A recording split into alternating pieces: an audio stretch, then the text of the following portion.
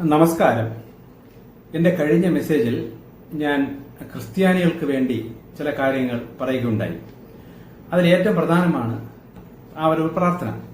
ശരിക്കും ക്രിസ്ത്യ മതത്തിലുള്ള സകലരും യേശുവിന്റെ നാമത്തിൽ ഞാൻ അങ്ങനെ പ്രാർത്ഥിക്കുന്നു, യേശുവിന്റെ നാമത്തിൽ ഇങ്ങനെയൊക്കെ പറഞ്ഞൊരു ചടങ്ങ് പോലുള്ള ഒരു പ്രാർത്ഥന മൊത്തത്തിൽ കേൾക്കാറുണ്ട്. ശരിക്കും അതിന്റെ പിന്നിലെ രഹസ്യം എന്താണെന്ന് ഞാൻ കഴിഞ്ഞതിൽ പറഞ്ഞു. യേശുവിന്റെ പേരിൽ ദൈവത്തോട് ചോദിച്ചാൽ അത് ലഭിക്കും എന്നാണ് ശരിക്കും അതിന്റെ അർത്ഥം. അപ്പൊ നമ്മുടെ ഉള്ളിലൂടെ ഞാൻ നേരത്തെ മെസ്സേജിലൊക്കെ പഠിപ്പിച്ചതുപോലെ ദൈവത്തോട് നമ്മുടെ മനസ്സിലൂടെ തന്നെയുള്ള സംസാരം, പ്രാർത്ഥന എന്താണെന്നൊക്കെ ഞാൻ നേരത്തെയുള്ള മെസ്സേജിൽ പറഞ്ഞിട്ടുണ്ട്. നമ്മൾ ആ ഒരു പ്രാർത്ഥനയിലൂടെ നമ്മൾ ദൈവത്തോട് ആ യേശുവിന്റെ പേരിൽ ചില കാര്യങ്ങൾ ചോദിച്ചാൽ, ചില പ്രശ്നങ്ങൾ ദൈവത്തോട് പറഞ്ഞാൽ അതിന്റെ മറുപടി അല്ലെങ്കിൽ അതിന്റെ ഒരു പരിഹാരം പെട്ടെന്ന് നടക്കും എന്നൊക്കെ ഞാൻ പറഞ്ഞു. അപ്പൊ പലരും എന്നെ വിളിച്ചിട്ട്, ഹിന്ദുക്കളാണെങ്കിൽ പോലും മുസ്ലിംസും ഒക്കെ എന്നെ ഒരുപാട് പേര് ഫോണിൽ കൂടെയൊക്കെ എന്നെ വിളിച്ചിട്ട് ബാക്കി ഡീറ്റെയിൽസുകൾ പറയണം, ശരിക്കും എന്താണ് ആ പ്രാർത്ഥന, എങ്ങനെ ഞങ്ങൾ പ്രാർത്ഥിക്കണം. പലരും ചോദിച്ചിട്ടുള്ളത് നമ്മളും കൂടെ പ്രാർത്ഥിച്ചാലും നമ്മുടെ പ്രശ്നങ്ങൾക്കും അങ്ങനെ പരിഹാരം കിട്ടുമോ എന്നൊക്കെ പറഞ്ഞ് പലരും ചോദിച്ചിട്ടുണ്ട്. എന്നാൽ ഒന്നും കൂടെ ഞാൻ കുറച്ച് ഡീറ്റെയിൽ ആയിട്ട് പറഞ്ഞുതരാം. അതായത് ദൈവം ഭൂമിയിൽ മനുഷ്യനെ സൃഷ്ടിച്ചപ്പോൾ തന്നെ ആ മനുഷ്യന് വേണ്ട ചില വ്യവസ്ഥകൾ മനുഷ്യനോട് ദൈവം അറിയിപ്പ് കൊടുത്തു. എങ്ങനെ? പല അദൃശ്യ ശക്തികളിലൂടെ ദൈവം അത് അറിയിച്ചു. പക്ഷെ മനുഷ്യൻ സ്വതന്ത്രനാണ്. അപ്പൊ അങ്ങനെ വരുമ്പോൾ നെഗറ്റീവ് ശക്തികൾ അല്ലെങ്കിൽ ഈ ആസുര ശക്തികൾ, പൈശാചിക ശക്തികളും മനുഷ്യരെ സ്വാധീനിക്കുകയും മനുഷ്യനെ ദൈവത്തിന്റെ വ്യവസ്ഥയിൽ നിന്ന് തെറ്റിച്ചുകൊണ്ട് പോകാനും തുടങ്ങി. അപ്പൊ ദൈവം മനുഷ്യനെ സൃഷ്ടിച്ചതേ, മനുഷ്യനെ സ്വതന്ത്രനാക്കി വിട്ടതേ, ഈ സ്വതന്ത്ര മനസ്സുള്ള മനുഷ്യൻ നന്മയും തിന്മയും അവന്റെ മുന്നിൽ കാണുമ്പോൾ, അല്ലെങ്കിൽ ഈ തെറ്റായ കാര്യങ്ങളും നല്ല കാര്യങ്ങളും ദൈവം വെച്ചിരിക്കുന്ന വ്യവസ്ഥകളും ഈ നെഗറ്റീവ് ശക്തികൾ പ്രലോഭിക്കുന്ന അവന്റെ വ്യവസ്ഥകളും ഒരുവന്റെ മുന്നിൽ വരുമ്പോൾ ഇവൻ ഇത് ഏത് തെരഞ്ഞെടുത്ത് എങ്ങനെ പോകുന്നു ദൈവത്തിന് അറിയണം. അപ്പൊ അതിനു വേണ്ടിയിട്ടാണ് ഈ ഒരു വ്യവസ്ഥ വെച്ചത്. അപ്പോൾ ശരിക്കും പറഞ്ഞാൽ ഈ നന്മ തിന്മയിൽ നന്മ തിരഞ്ഞെടുത്ത് നന്മയിൽ നിൽക്കുന്നവരെ ദൈവം ആ പോസിറ്റീവ് മേഖല, പോസിറ്റീവ് ശക്തികളിലേക്ക് ഈ ആത്മാക്കളെ കൊണ്ടുപോവുകയും, എന്നാൽ തിന്മയിൽ പ്രലോഭിതമായി ആ തിന്മയിലേക്ക് പോകേണ്ട ആത്മാക്കളെ തിന്മയിൽ തന്നെ വിട്ടുകളയുകയും ചെയ്യുന്ന ഒരു രീതിക്ക് വേണ്ടിയിട്ടാണ് ദൈവം മനുഷ്യനെ സൃഷ്ടിച്ചത്.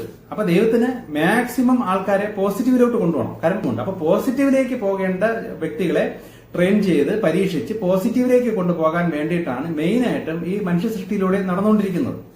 അപ്പൊ ഈ മനുഷ്യ സൃഷ്ടിയിൽ ഈ സ്വതന്ത്രനായ മനുഷ്യൻ സ്വാഭാവികമായിട്ടും ഈ പ്രലോഭനങ്ങളിൽ വീണുപോയിട്ട് ദൈവത്തിന്റെ വ്യവസ്ഥകളിൽ നിന്ന് തെറ്റിപ്പോകും. അപ്പൊ അങ്ങനെ തെറ്റിപ്പോകുന്ന വ്യക്തികളെ, അവന്റെ ആത്മാക്കളെ ശിക്ഷിച്ചും പഠിപ്പിച്ചും പല ആവർത്തി അടുത്ത ജന്മമൊക്കെ നൽകിയാണ് അവനെ പോസിറ്റീവാക്കി എടുക്കുന്നത്. അപ്പൊ എത്ര ശ്രമിച്ചിട്ടും പോസിറ്റീവ് ആവാത്ത നെഗറ്റീവ്സുകളുണ്ട്, അതിനെയൊക്കെ ദൈവം ഉപേക്ഷിച്ചു കളയും. അപ്പൊ ഇങ്ങനെ പോസിറ്റീവാക്കി കൊണ്ടുവരുമ്പോ ഈ ഭൂമിയിൽ വെച്ച് തന്നെ അതിന്റെ പരിഹാരം അല്ലെങ്കിൽ അതിന്റെ കർമ്മഫലം അനുഭവിച്ച് തീരണം എന്നതാണ് ഒരു വ്യവസ്ഥ. അനുഭവിച്ച് തീരാത്ത ആത്മാക്കൾക്ക് മറ്റു മണ്ഡലങ്ങളിൽ, നരകം എന്ന് പറയുന്ന മറ്റൊരു മണ്ഡലങ്ങളിലൊക്കെ ഈ ആത്മാക്കളെ കൊണ്ടുപോയി ശിക്ഷിച്ച് പഠിപ്പിക്കും. അപ്പൊ ഈ ഭൂമിയിൽ വെച്ച് തന്നെ പരിഹാരത്തിന്റെ ആ ഒരു രീതിയിൽപ്പെട്ട ഒരു പരിഹാരമാണ് ഈ ഒരു കുരുതിയിലൂടെ നിനക്ക് നിന്റെ പാപത്തിൽ പരിഹാരം കണ്ടെത്താം. ഒരുപാട് പരിഹാര മാർഗങ്ങളുണ്ട്. അതിൽ ഏറ്റവും എളുപ്പവും ഏറ്റവും ശക്തിയേറിയ സാധനമാണ് ഈ കുരുതി. ദൈവത്തിന്റെ വ്യവസ്ഥ പ്രകാരം ഒരുപാട് പാപം ചെയ്താൽ അവന്റെ തലമുറ അതിന്റെ കഷ്ടം അനുഭവിക്കേണ്ടി വരും. ഇപ്പൊ അവന്റെ അടുത്ത ഈ മക്കള് ചിലപ്പം ഇതൊന്നും അറിഞ്ഞുകൂടിയായിരിക്കും, എങ്കിലും അച്ഛൻ ചെയ്തതിന്റെ ശിക്ഷ അല്ലെങ്കിൽ കർമ്മഫലം ഈ മക്കൾ അനുഭവിക്കേണ്ടി വരും, അതിന്റെ അടുത്ത തലമുറ അനുഭവിക്കേണ്ടി വരും. ഇങ്ങനെ അതുണ്ട്. പിന്നെ കഴിഞ്ഞ ജന്മത്തിൽ ചെയ്തതിൻ്റെത് അടുത്ത ജന്മത്തിൽ അനുഭവിക്കേണ്ടി വരും. ഇങ്ങനെ പല രീതിയിൽ ഈ അനുഭവങ്ങൾ ശരിക്കും ഭൂമിയിൽ മനുഷ്യർ അനുഭവിക്കേണ്ടി വരും. പിന്നെ ആ കാലഘട്ടത്ത് ഭൂമിയിൽ ഈ ജന്മത്തിൽ വന്ന് പറ്റിപ്പോയ തെറ്റുകൾക്കും കഷ്ടം വേറെ, അത് വേറെ. അപ്പൊ ഇതെല്ലാം കൂടെ ആകുമ്പോൾ ഒരു മനുഷ്യൻ ചിലപ്പോൾ താങ്ങാത്ത കണ്ടീഷൻ വരുമ്പോൾ ദാനം ചെയ്യല് അല്ലെങ്കിൽ സ്വന്തമായി എന്തെങ്കിലും ശാരീരിക പീഡനം അനുഭവിക്കല്, ഇപ്പൊ ഇങ്ങനെയൊക്കെ വരുന്ന ലെവലിൽ പരിഹാരങ്ങൾ ചെയ്താൽ പോലും തീരത്രയും പാപം മനുഷ്യനെ പെരുകിയപ്പോഴാണ് ദൈവം ഈ കുരുതി എന്ന് പറയുന്ന അല്ലെങ്കിൽ ഒരു യാഗം, ഒരു പാപമാണത്. കാര്യം പാപം കൊണ്ട് തന്നെ ഒരു പരിഹാരം കാണുന്ന ഒരു പ്രക്രിയയാണ് ദൈവം പണ്ടേ ഭൂമിയിൽ വെച്ചിരുന്നത്. ഇതിന്റെ വ്യവസ്ഥ മൊത്തം തെറ്റാൻ തുടങ്ങി. ദൈവം ഉദ്ദേശിച്ച വ്യവസ്ഥയിലല്ല പിന്നെ ഈ കുരുതിയുടെ രീതി പോയത്. പാപപരിഹാരത്തിന് വേണ്ടി വളരെ വിഷമിച്ചും കഷ്ടപ്പെട്ടും ചെയ്തുകൊണ്ടിരുന്ന ഒരു പ്രക്രിയയാണ് ഈ കുരുതി. ഇപ്പൊ ഉദാഹരണത്തിന് ഒരു അച്ഛന് ഒരു 10 മക്കൾ, അന്നത്തെ കാലത്ത് 10ഉം 15ഉം 20ഉം മക്കളൊക്കെയാണ് കുറഞ്ഞത്. അതില് ഈ അച്ഛൻ അതിഭയങ്കരമായൊരു പാപം ചെയ്തു. ഈ പാപത്തിന്റെ ശിക്ഷ ശരിക്കും പറഞ്ഞാൽ ഈ മക്കളെല്ലാം അനുഭവിക്കേണ്ടി വരും, അടുത്ത തലമുറ അനുഭവിക്കേണ്ടി വരും, ഇങ്ങനെ 2, 3, 4 തലമുറയൊക്കെ ചിലപ്പോൾ അനുഭവിക്കേണ്ടി വരും. അപ്പൊ ഈ അച്ഛൻ ചെയ്ത പാപത്തിന് ബാക്കി അത്രയും മക്കള് എങ്ങനെ കഷ്ടം അനുഭവിക്കേണ്ട, അത് ന്യായമല്ലല്ലോ എന്ന ഒരു രീതി വന്നപ്പോ ദൈവം തന്നെ ഒരു ഇളവ് ചെയ്ത് കൊടുത്തതാണ് ഈ കുരുതി. അപ്പം ഏതെങ്കിലും ഒരു മകനെയോ ഈ അച്ഛന്റെ ഏറ്റവും ഇഷ്ടപ്പെട്ടത്, അതായത് ഏറ്റവും വേണ്ടപ്പെട്ട, ചില മൂത്ത മകനായിരിക്കാം, ചില ഈ ഏറ്റവും ഇഷ്ടപ്പെട്ട ഒരു മകനായിരിക്കാം, അങ്ങനെ ഉള്ള ഒരു മകനെ തന്നെ എനിക്ക് ഇതിന്റെ പരിഹാരമായി കുരുതി ചെയ്യണം. ഇത് ശരിക്കും പറഞ്ഞാൽ ഒരു ശിക്ഷയാണ്. അപ്പൊ അങ്ങനെ ആർക്കും പറ്റൂല. ഇപ്പൊ നമ്മളെ മകൻ, നമുക്ക് 3 മക്കളുണ്ട്, ഇപ്പൊ നമ്മൾ വലിയ പാപം ചെയ്തു പോയി. അപ്പൊ മൂത്ത മകന്, നമ്മൾ ഒരുപാട് സ്നേഹിച്ച് വളർത്തുന്ന ഒരു മകനെ നീ കുരുതി കൊടുത്താൽ നിനക്കും നരകം എന്ന് പറയുന്ന മറ്റു ഡയമെൻഷനിൽ രക്ഷപ്പെടാം, നിന്റെ ബാക്കി മക്കൾക്കും രക്ഷപ്പെടാം, നിന്റെ ഭാര്യയ്ക്ക് രക്ഷപ്പെടാം, നിന്റെ അടുത്ത പല തലമുറകൾക്കും രക്ഷപ്പെടാം. പക്ഷെ നീ ഒരു പാപം, ഒരെണ്ണം നീ നിന്റെ മനസ്സറിഞ്ഞ് ചെയ്ത് തീർക്കണം എന്ന് പറയുന്ന ഒരു രീതിയാണ് ഈ കുരുതി. ഈ മൃഗങ്ങൾ കുരുതിയാണെങ്കിൽ അതിന് വ്യവസ്ഥകളുണ്ട്. ആ മൃഗത്തെ കുറഞ്ഞത് 1 വർഷമെങ്കിലും സ്വന്തം മകനെയോ മകളെയോ പോലെ വീട്ടിലിട്ട് ഒരു രോഗമോ ഒരു പ്രശ്നമോ വരാതെ നമ്മൾ വളർത്തണം. വളർത്തി നമ്മൾ ഒരു അംഗത്തെ പോലെ വളർത്തിയിട്ട് വേണം കൊണ്ടുവന്ന് കുരുതി കൊടുക്കാൻ. അതും ആ കുരുതി എന്ന് പറയുന്ന അതൊരു ശിക്ഷയാണ്. ആ ശിക്ഷയുടെ കാഠിന്യം എന്ന് പറയുന്നത് ഈ മകനെ ആയാലും മകളെ ആയാലും കുരുതി കൊടുത്തിട്ട് ഈ കുരുതിയുടെ ആ മാംസം പ്രസാദം പോലെ ഈ നമ്മളൊക്കെ കഴിക്കുകയും ചെയ്യണം. ഈ അച്ഛനും അല്ലെങ്കിൽ ഈ വ്യക്തികളൊക്കെ കഴിക്കണം. ഇപ്പൊ മൃഗത്തെയാണെങ്കിലും കൊണ്ട് കുരുതി കൊടുത്തിട്ട് അതിന്റെ മാംസം നമ്മൾ തന്നെ കഴിക്കണം. അപ്പൊ നമ്മുടെ സ്വന്തം അത്രയും ഇഷ്ടപ്പെട്ട് വളർത്തി ഒരു മകനാണെങ്കിലും മകളാണെങ്കിലും അല്ലെങ്കിൽ ഈ ഒരു മൃഗമാണെങ്കിലും നമ്മൾ എത്രയോ നാളത്തേക്ക് ആ വിഷമം സഹിക്കവയ്യാതെ കരഞ്ഞ് ആ പാപം തീരും. ശരിക്കും പറഞ്ഞാൽ അങ്ങനെ ഒരു ത്യാഗം നിന്റെ ഒരു പാപത്തിന് പകരം ഇങ്ങനൊരു മറുത്യാഗം നീ ചെയ്യണം എന്നൊരു വ്യവസ്ഥ ദൈവം പണ്ട് ഭൂമിയിൽ വെച്ചിരുന്നു. ഈ വ്യവസ്ഥകൾ കംപ്ലീറ്റ് തെറ്റാൻ തുടങ്ങി. ഇങ്ങനെ മനസ്സ് കൊണ്ട് അല്ലെങ്കിൽ സ്വന്തം കുടുംബത്തിൽ നിന്ന് ഏറ്റവും ഇഷ്ടപ്പെട്ടത് അങ്ങനത്തെ വ്യവസ്ഥയൊക്കെ മാറിയിട്ട് ഏതെങ്കിലും വീട്ടിൽ നിന്ന് ഏതെങ്കിലും പിള്ളേരെ തട്ടിക്കൊണ്ടുവന്ന് കുരുതി, പിന്നെ എവിടെന്നെങ്കിലും പണം കൊടുത്ത് എന്തെങ്കിലും മനുഷ്യനെയോ അല്ലെങ്കിൽ മൃഗത്തെയോ ഒക്കെ വാങ്ങിച്ചുകൊണ്ടുവന്ന് വെറുതെ ഇരിക്കും. അപ്പൊ ഈ പരിഹാരം ദൈവം ഉദ്ദേശിച്ച ആ ഉള്ളിൽ മനസ്സിൽ തട്ടുന്ന ആ ഒരു പരിഹാരം അവിടെ നടക്കുന്നില്ല. അപ്പൊ അങ്ങനെ അത് ഒരു വശം. മറുവശത്ത് ഈ കുരുതി കൊടുക്കേണ്ട പുരോഹിതൻ അതിവിശുദ്ധനായിരിക്കണം. ഒരു പാപം പോലും ഇല്ലാത്തൊരു പുരോഹിതനായിരിക്കണം അവിടെ കുരുതി എന്ന് പറഞ്ഞ ആ കർമ്മം ചെയ്യേണ്ടത്. അങ്ങനെ ചെയ്യുമ്പോ ശരിക്കും ആ ആത്മാവിന് ആ ജന്മമോക്ഷം കിട്ടുകയാണ്. പിന്നെ അടുത്ത എത്രയോ ജന്മത്തിന്റെ അല്ലെങ്കിൽ എന്തെങ്കിലുമൊക്കെ ഉണ്ടെങ്കിൽ അതെല്ലാം പരിഹരിക്കപ്പെട്ട് അവൻ അടുത്ത ജന്മത്തിലേക്ക് അവൻ വരും. അപ്പൊ അങ്ങനെ ഒരു പ്രമോഷനും ഈ ആത്മാവിനുണ്ട് ഈ കുരുതിയിലൂടെ. ശരിക്കും ഈ പുരോഹിതൻ അങ്ങനെ ഒരു വിശുദ്ധ പുരോഹിതൻ അല്ലെങ്കിൽ ഇതൊരു കൊലപാതകമായി മാറും. ശരിക്കും ഒരു വിശുദ്ധനായ ദൈവമായിട്ട് നല്ലൊരു ബന്ധമുള്ള ഒരാൾ വേണം ഈ കുരുതി ചെയ്യാൻ, എങ്കിലേ അവിടെ മോക്ഷം ലഭിക്കുകയുള്ളൂ. ഇല്ലെങ്കിൽ ഏതോ ഒരു കള്ളൻ ഒരു കൊലപാതകം ചെയ്ത ലെവലിലേ ആവണുള്ളൂ. അവിടെ ആ തിയറി അവിടെയും തെറ്റിയും. ഇങ്ങനെ വന്നപ്പോഴാണ് ദൈവം തന്നെ 2000 വർഷം മുന്നമേ ഈ പരിപാടി മൊത്തം നിർത്തലാക്കിയത്. നമ്മൾ ബൈബിൾ നോക്കി തന്നെ പല രീതിയിലും കുരുതിയുടെ പല രീതി പറയുന്നുണ്ട്. ഇപ്പൊ ദാവീദ് എന്ന് പറഞ്ഞ ഒരു രാജാവ് തന്നെ ഒരു മഹാപാപം ചെയ്തതിന്റെ പുറത്ത് നിന്റെ മൂത്ത മകനെ, അവന്റെ ജീവനെ ഞാൻ ഇങ്ങെടുക്കും എന്ന് ദൈവം പറയുന്നുണ്ട്. അതൊരു കുരുതിയാണ്. നമ്മുടെ ഈ കാലഘട്ടത്തും നമ്മളായിട്ട് കുരുതി ചെയ്യണ്ട. ശരിക്കും ആ പ്രകൃതിയുടെ വ്യവസ്ഥ, അന്ന് വെച്ച വ്യവസ്ഥ അനുസരിച്ച് ഇപ്പോഴും ഈ കുരുതി നടന്നുകൊണ്ടിരിപ്പുണ്ട്. നമ്മുടെ കുടുംബത്തിലെ മക്കളുടെ ദുർമരണം, ചില വ്യക്തികളുടെ അകാല മൃത്യു, ഇതൊക്കെ നടക്കണമെല്ലാം ഒരു വശത്ത് പാപത്തിന്റെ പരിഹാരമായ ഒരു കുരുതി തന്നെയാണ്. ആക്സിഡന്റ് മരണങ്ങൾ, ഇതെല്ലാം ഓരോ കുരുതികളാണ്. അപ്പൊ ആ ഒരു കുരുതിയിലൂടെ അല്ലെങ്കിൽ ദുർമരണത്തിലൂടെ ഏറ്റവും അധികം വിഷമിക്കുകയും തകർന്നു പോവുകയും ആരാണ്? ആ വ്യക്തിക്കാണ് അതിന്റെ ഏറ്റവും കടുത്ത പരിഹാരം നടക്കുന്നത്. എത്രയോ വിഷമിക്കുന്ന ഒരു വ്യക്തിക്കാണ് അത്രയും പരിഹാരം നടക്കുന്നത്. ഇത് വെച്ചിട്ട് നിങ്ങൾ തന്നെ നോക്കിയാൽ മതി. ഇപ്പോഴും കുരുതി നല്ല രീതിയിൽ നടപ്പുണ്ട്. പക്ഷെ മനുഷ്യരായിട്ട് അത് ചെയ്യാൻ ഉള്ള വ്യവസ്ഥ തെറ്റി. ഇനി മനുഷ്യരായിട്ടൊരു കുരുതി ഇല്ല. കാരണം 2000 വർഷം മുന്നേ തന്നെ മനുഷ്യര് ഈ വ്യവസ്ഥകളെല്ലാം തെറ്റിച്ചത് കാരണം ദൈവം അത് നിർത്തലാക്കിച്ചു. ഇനി അതിന്റെ ആവശ്യമില്ല. പകരം ദൈവം തന്നെ ഒരു വിർജിനായ ഒരു പുരുഷനെ ഭൂമിയിൽ സ്വന്തം ആയിട്ട് ജനിപ്പിച്ചു, ദൈവത്തിന്റെ പുത്രനായി ജനിപ്പിച്ചു എന്നാണ് പറയുന്നത്. അച്ഛനില്ലാതെ ഗർഭപാത്രത്തിലൂടെ, മറിയയുടെ ഗർഭപാത്രത്തിലൂടെ ദൈവത്തിന്റെ ശക്തിയാൽ ഒരു പുത്രൻ ജനിക്കുകയും ആ പുത്രനെ ഒരു പാപവുമില്ലാതെ ഒരു തെറ്റും ചെയ്യാത്ത രീതിയിൽ വളർത്തിക്കൊണ്ട് വന്നിട്ട് മനുഷ്യരുടെ ഈ കുരുതിയിൽ വിശ്വസിക്കുന്ന പലരുടെയും പാപത്തിന് വേണ്ടി ഒരു കുരുതിയാക്കി ക്രൂശിൽ കൊന്നു, അല്ലെങ്കിൽ ക്രൂശിൽ വെച്ച് ഇങ്ങനെ ഒരു മരണം സംഭവിപ്പിച്ചു. ഇത് യേശുവിനോട് ദൈവം പറഞ്ഞിട്ടുണ്ട്. ആ സമയമായപ്പോൾ ഈ കഷ്ടത്തിൽ നിന്ന് എന്നെ മോചിപ്പിക്കൂ ദൈവമേ എന്ന് പറഞ്ഞ് യേശു കരഞ്ഞ് പ്രാർത്ഥിച്ചത് വരെ ബൈബിളിൽ പറയുന്നുണ്ട്. അപ്പൊ ഇതിനെയൊക്കെ ക്രിസ്തീയ മതക്കാര് ഈ ഒരു ദൈവ പദവി കൊടുത്ത് അതിനെ ബൂസ്റ്റ് ചെയ്തൊക്കെ പല രീതിയിൽ പറയുന്നുണ്ട്. എനിക്കറിഞ്ഞൂടാ. ഞാനീ പറയുന്നതെല്ലാം ദൈവം എനിക്ക് പറഞ്ഞു തന്ന കാര്യങ്ങളാണ്. കാര്യം ഇതൊക്കെ ഞാൻ കാണുമ്പോൾ ഞാൻ എന്റേതായിട്ടുള്ള സംശയങ്ങൾ ചോദിച്ച് മനസ്സിലാക്കിയ കാര്യങ്ങളാണ് ഈ കാര്യങ്ങൾ. അപ്പൊ ഇനി ഈ 2000 വർഷത്തിന് ഇപ്പുറത്തോട്ട് ശരിക്കും പറഞ്ഞ ഒറ്റ പ്ലാനേ ഉള്ളൂ. നമ്മൾ ആരെങ്കിലും ഒരുപാട് പാപം പെരുകി നമുക്ക് കർമ്മഫലം അത്രയും അനുഭവിക്കേണ്ടതായിട്ട് വരുന്നുണ്ടെങ്കിൽ ഈ കുരുതിയിൽ വിശ്വസിച്ചാൽ നിങ്ങൾക്ക് പാപത്തിന്റെ ഇളവ് കിട്ടും. കഴിഞ്ഞ ജന്മം വീട്ടുകാർ ചെയ്ത പാപം ഇങ്ങനെയൊക്കെ വല്ലതും നമ്മൾ അറിയാതെ വല്ലതും ഉണ്ടെങ്കിൽ അതിനൊക്കെ ഇളവ് കിട്ടും എന്നാണ് ബൈബിളിന്റെ നിയമപ്രകാരം അല്ലെ യേശുവിന്റെ ആ കുരുതിയിലൂടെ ഉള്ള ഒരു പദ്ധതി. ഇത് ആർക്കും കിട്ടും. പക്ഷേ നമ്മളിപ്പോ ഒരു ക്രിസ്തീയ മതത്തിൽ ഇപ്പം ആ ഒരു മതത്തിലൂടെ ആ ഒരു മതം അവിടെ സ്ഥാപിച്ച് വന്നത് ദൈവമല്ല സ്ഥാപിച്ചത്, ആ ഒരു വ്യവസ്ഥയാണ് സ്ഥാപിച്ചത്. പക്ഷെ അതൊരു മതമായി മാറി. എന്തായാലും അതിനുശേഷം ആ ഒരു കുടുംബത്തിൽ ഈ ആത്മാക്കളെ ആരെങ്കിലും ജനിച്ചാൽ, ഇപ്പൊ നമ്മളിപ്പോ ഒരുപാട് ക്രിസ്ത്യ മതത്തിൽ ജനിക്കുന്നുണ്ടല്ലോ, അപ്പൊ അങ്ങനെ ആരെങ്കിലും ജനിച്ചാൽ മറ്റ് ലെവലിൽ അവന് ആ പരിഹാരം നടക്കാത്തത് കൊണ്ടാണ്, അല്ലെങ്കിൽ കർമ്മം അത്രയും ശിക്ഷ അനുഭവിക്കേണ്ടി വരുന്നത് കൊണ്ടാണ് ഈ ഒരു യേശുവിന്റെ വ്യവസ്ഥ പ്രകാരമുള്ള ഒരു മതത്തിൽ ഒരാളെ ജനിപ്പിക്കുന്നത് തന്നെ. അപ്പൊ നമ്മൾ ആ മതത്തിൽ ജനിച്ചത് ദൈവത്തിന് അബദ്ധം പറ്റി ജനിച്ചതല്ല. പിന്നെ ഹൈന്ദവ മാർഗത്തിലും മുസ്ലിം മാർഗത്തിലേക്ക് ചാടി പോകേണ്ട ആവശ്യം അവിടെ വരുന്നില്ല.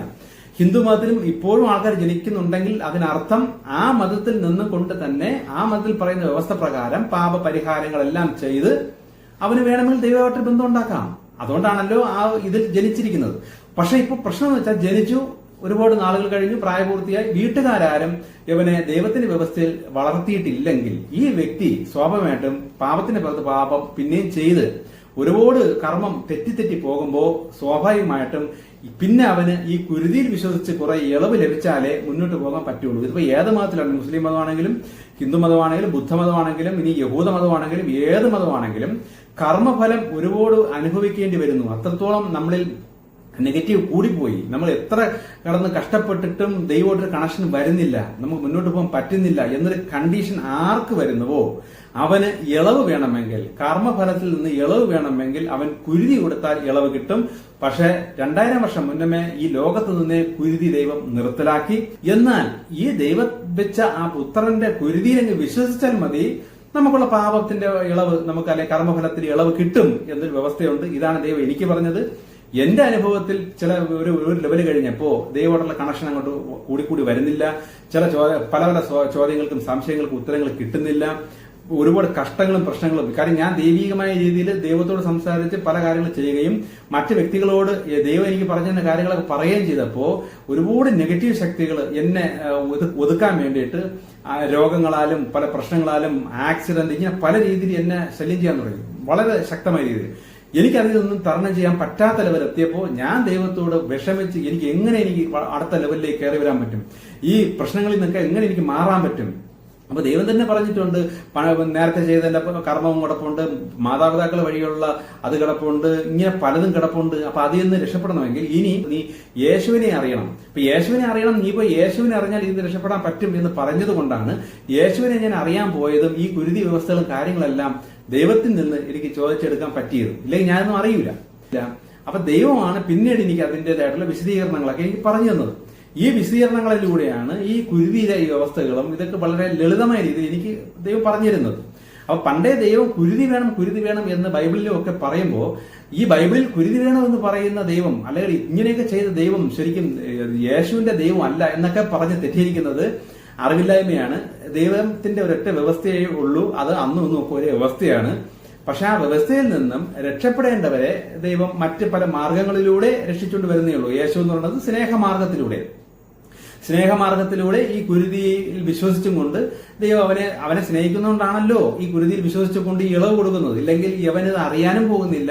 ഇവന്റെ മരണം വരെ ഇവിടെ കിടന്ന് കർമ്മഫലം അനുഭവിച്ച് ലാസ്റ്റ് ദൈവമായിട്ട് കണക്ഷൻ കിട്ടും. ചിലപ്പോൾ അടുത്ത ജന്മത്തിലായിരിക്കാം, ചിലപ്പോൾ അതിന്റെ അടുത്ത ജന്മത്തിലായിരിക്കാം, എപ്പോഴെങ്കിലും കണക്ഷൻ കിട്ടും.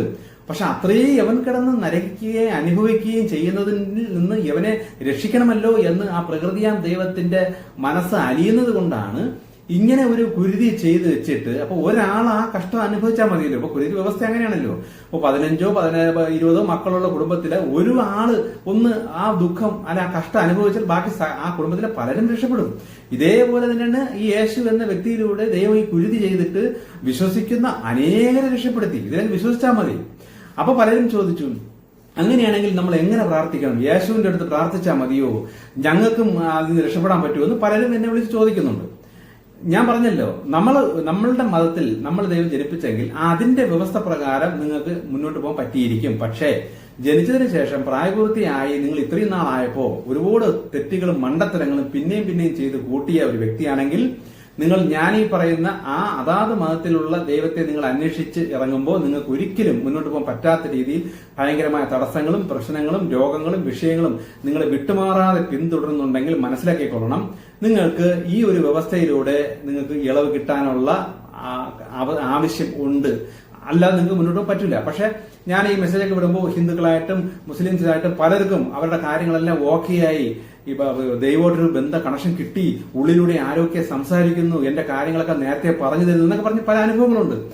ഇവർക്കൊന്നും ഈ കുരുതിൽ വിശ്വാസം എനിക്ക് പറഞ്ഞു കൊടുക്കേണ്ടി വന്നിട്ടില്ല. പക്ഷേ ഒരുപാട് കഷ്ടം അനുഭവിച്ചിട്ട് എന്ത് ചെയ്തിട്ടും പറ്റുന്നില്ല, നിരാശയായിട്ട് വരുമ്പോൾ ഞാൻ പറഞ്ഞു കൊടുക്കൊണ്ട് ഇങ്ങനെ ഒരു വകുപ്പുണ്ട്, പ്രാർത്ഥിച്ചു നോക്ക്, നിങ്ങൾ അതിന് യോഗ്യനാണെങ്കിൽ നിങ്ങൾക്ക് വേറെ വഴിയില്ല എന്ന് പ്രകൃതിക്ക് അല്ലെ ദൈവത്തിന് തോന്നലെങ്കിൽ മാത്രം ഇതിലൂടെ ഒരു ഇളവ് കിട്ടും. എങ്കിലേ ആ ദൈവയുടെ കണക്ഷൻ ഇങ്ങനെ വരുള്ളൂ എന്ന് ഞാൻ പറഞ്ഞു കൊടുക്കാറുണ്ട്. കാരണം ഇത് ഇങ്ങനൊരു വകുപ്പ് ഉള്ളത് കൊണ്ടാണ് എല്ലാവരും ചാടിക്കേറി യേശുവിനെ പ്രവർത്തിച്ച കാര്യം സാധിക്കും എന്ന് പറഞ്ഞുകൊണ്ട് ഓടി ഈ മതം മാറി ഓടുന്നത്. അത് അങ്ങനെ പോകുന്നവർക്ക് അതിൻ്റെതായ കഷ്ടം കൂടെ അനുഭവിക്കേണ്ടി വരും. അവർക്കിട്ട് ഗുണവും കിട്ടുന്നില്ല.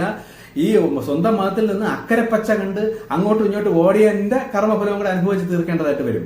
അപ്പൊ അതുകൊണ്ട് അതല്ല എന്റെ ശരി, നമ്മളുടെ ഇതിന് വിശ്വാസമാണ്. ഇങ്ങനെ ഒരു പുരുഷന്റെ, ഒരു വെർജിനായ പുരുഷന്റെ കുരുതി ദൈവം തന്നെ ചെയ്തിട്ടുണ്ട്. ഞാനതിൽ വിശ്വസിച്ചാൽ എന്റെ പാപം അല്ലെങ്കിൽ എന്റെ അറിവില്ലായ്മയിൽ പറ്റിയത്, മുൻജന്മം, മാതാപിതാക്കൾ, ഇതൊക്കെ എന്തെങ്കിലും ഉണ്ടെങ്കിൽ എനിക്ക് ഇളവ് കിട്ടുമല്ലോ എന്നൊരു വിശ്വാസം അവനവന്റെ വീട്ടിലിരുന്നോ എവിടെ ഇരുന്നോ വേണമെങ്കിൽ വിശ്വസിക്കാം. പിന്നെ ആ വ്യക്തി എന്തൊക്കെ പഠിപ്പിച്ചു, എന്തൊക്കെ മനുഷ്യരൻ നന്മയ്ക്കായിട്ട്, കാര്യം യേശു തന്നെ പറഞ്ഞിട്ടുണ്ട്, വിശ്വസിച്ചാൽ നിനക്കത് ലഭിക്കും, പക്ഷേ നീ ഇനി വഴിതെറ്റി പോകരുത്, ഇനിയും നീ തെറ്റ് ചെയ്യരുത് എന്ന് യേശു പറയുന്നുണ്ട്. അപ്പൊ ഇനിയും തെറ്റ് ചെയ്യരുത് എന്ന് യേശു പറയുമ്പോൾ എന്താണ് യേശു ഉദ്ദേശിക്കുന്ന ശരിയും തെറ്റും? ഇത് ബൈബിളിലൂടെയോ മറ്റേത് രീതിയിലൂടെ നിങ്ങളത് മനസ്സിലാക്കിയെടുത്താലേ തെറ്റിപ്പോകാതെ മുന്നോട്ട് പോകാൻ പറ്റുള്ളൂ. ഇപ്പം ആ തെറ്റ് ശരിയൊക്കെ എന്റെ മെസ്സേജിലൂടെയൊക്കെ ഞാൻ മൊത്തത്തിൽ ദൈവം പറഞ്ഞിരുന്നെല്ലാം നിങ്ങൾക്ക് പറഞ്ഞിരുന്നത് കൊണ്ട് ഇത് കേട്ട് മനസ്സിലാക്കുന്ന ഒരു വ്യക്തിക്കും ഈ ബൈബിൾ വായിച്ചു നോക്കേണ്ട ആവശ്യം വരുന്നില്ല. കാരണം എനിക്ക് ദൈവം പറഞ്ഞിരുന്ന തെറ്റ് ശരിയൊക്കെ ഞാൻ വളരെ ലളിതമായി പറഞ്ഞു കൊടുക്കുന്നുണ്ട്. പക്ഷെ ഈ കുരുതിയിൽ വിശ്വസിച്ച് നിങ്ങൾ പ്രാർത്ഥിച്ചാൽ എങ്ങനെ പ്രാർത്ഥിക്കണം? ദൈവത്തോടാണ് പ്രാർത്ഥിക്കേണ്ടത്. അതാണ് അടുത്ത പോയിന്റ്. ഇതാണ് പലരും സംശയം. ഒരിക്കലും യേശുവിനോട് പ്രാർത്ഥിക്കരുത്. യേശു നമുക്കൊരു മധ്യസ്ഥനായിട്ട് അല്ലെ ഒരു മീഡിയേറ്റർ ആയിട്ട് ഒരു ആത്മരൂപേണ നമ്മളുടെ സഹായത്തിന് ഉണ്ട്. ഇത് യേശുവിനിൽ വിശ്വസിച്ചാലും വിശ്വസിച്ചില്ലേലും യേശു സഹായിക്കേണ്ടവരെ യേശു സഹായിച്ചുകൊണ്ടിരിപ്പുണ്ട്.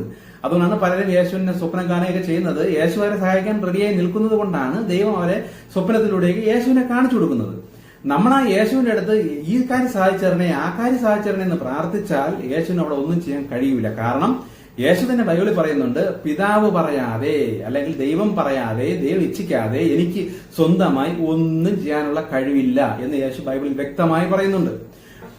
ഇനി ആവശ്യക്കാർ ദൈവത്തോട് പ്രാർത്ഥിക്കുമ്പോൾ ഈ കുരുതിയിൽ വിശ്വസിക്കുന്നു, അല്ലെങ്കിൽ യേശുവിന്റെ കുരുതിയിൽ ഞാനും വിശ്വസിക്കുന്നു, എനിക്കും ആ ഇളവ് ചെയ്ത് തരണമേ എന്ന് ദൈവത്തോട് പ്രാർത്ഥിക്കണം. പ്രാർത്ഥിക്കേണ്ടത് എങ്ങനെയാണെന്ന് വെച്ചാൽ ഞാൻ പറഞ്ഞതുപോലെ മനസ്സിലൂടെ, മനസ്സുകൊണ്ട് വേണം പ്രാർത്ഥിക്കാൻ. സംസാരിച്ചോ ശബ്ദത്തിലൂടെയും അല്ല. ഞാൻ ആദ്യമേ പറഞ്ഞു ദൈവം ആഗ്രഹിക്കുന്ന ധ്യാനം എന്താണ്, എങ്ങനെയാണ്. ആ ധ്യാനത്തിലൂടെ വേണം നമ്മുടെ സൃഷ്ടാവായ ദൈവത്തെ, പ്രപഞ്ചമായ ദൈവത്തോട് നമ്മൾ ഇടപെടേണ്ടത്. ഈ കുരുതിയിൽ ഞാനും വിശ്വസിക്കുന്നത് കൊണ്ട് എനിക്കും ഇളവ് ചെയ്തു തരണേ, കർമ്മഫലങ്ങൾ ഇളവ് ചെയ്തു തരണേ എന്ന് പ്രാർത്ഥിച്ചാൽ നിങ്ങളുടെ ഉള്ളിൽ തന്നെ നിങ്ങൾക്ക് പല അനുഭവങ്ങൾ അനുഭവപ്പെടാം. അനുഭവപ്പെട്ടില്ലെങ്കിൽ മനസ്സിലാക്കിക്കൊള്ളണം, ദൈവം നിങ്ങൾക്ക് അത് സാധിച്ചു തന്നിട്ടില്ല. കാരണം നിങ്ങൾക്ക് ഇനിയും നിങ്ങളുടെ മതത്തിലൂടെ തന്നെ പലതും ചെയ്ത് ജയിക്കാൻ പറ്റും. അതുകൊണ്ടാണ് ഇത് കിട്ടാത്തത്. നിങ്ങളിപ്പോൾ നിൽക്കുന്ന മതത്തിന്റെ ആ രീതിയിലൂടെ, ആ വ്യവസ്ഥയിലൂടെ മുന്നോട്ട് പോകാൻ പറ്റുന്നില്ല, ഒരു രക്ഷയുമില്ല, ആകെ നിരാശമായെങ്കിൽ മാത്രമേ ദൈവം വെച്ചിരിക്കുന്ന ഈ വ്യവസ്ഥയിലൂടെ നിങ്ങൾക്ക് ആ ഒരു ഇളവ് കിട്ടുള്ളൂ. അതുകൊണ്ട് കേട്ട ഉടനെ പെട്ടെന്ന് വല്ല നടക്കാം എന്ന് വിചാരിച്ച് ഇങ്ങോട്ട് പ്രാർത്ഥിച്ചാൽ നിങ്ങളുടെ ഉള്ളിലോ ഒന്നും നിങ്ങൾക്ക് അനുഭവപ്പെടൂല. നിങ്ങൾ അതിനുള്ള യോഗ്യതയുണ്ട്, നിങ്ങൾക്ക് വേറെ വഴിയില്ല എന്ന് കണ്ടാൽ മാത്രമേ ദൈവത്തിൽ നിന്നും ആ ഒരു ഇളവ് കിട്ടുള്ളൂ. ഈ ഇളവ് കിട്ടിയവർക്ക് അവരുടെ ഉള്ളിലും അവരുടെ ശരീരത്തിലും അത് അനുഭവിക്കാൻ പറ്റും. ഒരു പ്രത്യേക എനർജി അമ്പലത്തിലോ പള്ളികളിലോ ഒക്കെ പോയി നിൽക്കുന്ന അനുഭവിക്കുന്ന ആ ഒരു എനർജിയുടെ ഹൈ ലെവൽ എനർജി നമ്മളിലേക്ക് വ്യാപരിക്കുന്നതും നമ്മുടെ ശരീരത്തിലും മനസ്സിലാക്കാതെ ഫീൽ ചെയ്യാം. ഭയങ്കരമായ സന്തോഷം, ചിലപ്പോൾ കരച്ചിൽ, ഇങ്ങനെയൊക്കെ പല അനുഭവങ്ങളും നമുക്ക് വന്നിരിക്കും. ഇങ്ങനെയുള്ള പല അനുഭവങ്ങളും ഞാൻ എന്റെ വീട്ടിലിരുന്ന് പ്രാർത്ഥിച്ച് പല ആവർത്തി എനിക്ക് വന്നിട്ടുണ്ട്. വർഷങ്ങൾക്ക് മുന്നേ എനിക്കതറിയാം. ഇത് ആയിട്ട് ആരെങ്കിലും ഉണ്ടെങ്കിൽ നിങ്ങൾക്കും അത് ലഭിക്കും. അങ്ങനെ ലഭിച്ചാൽ നിങ്ങൾ മനസ്സിലാക്കിക്കൊള്ളണം, നിങ്ങൾക്കും ഈ നെഗറ്റീവ് ശക്തികൾ അല്ലെങ്കിൽ ഈ പാപത്തെ, കർമ്മഫലത്തെ അതിജീവിച്ച് നിങ്ങൾക്ക് ദൈവമായ ഒരു കണക്ഷൻ കിട്ടി എന്ന് നിങ്ങൾക്ക് നിങ്ങളിലൂടെ തന്നെ, അനുഭവത്തിലൂടെ തന്നെ മനസ്സിലാക്കാം. ഞാൻ ഈ പറഞ്ഞ കാര്യങ്ങളൊക്കെ അതെന്നെ മനസ്സിലായെന്ന് വിശ്വസിക്കുന്നു. ബാക്കി ചില കാര്യങ്ങളൊക്കെ അടുത്തത്.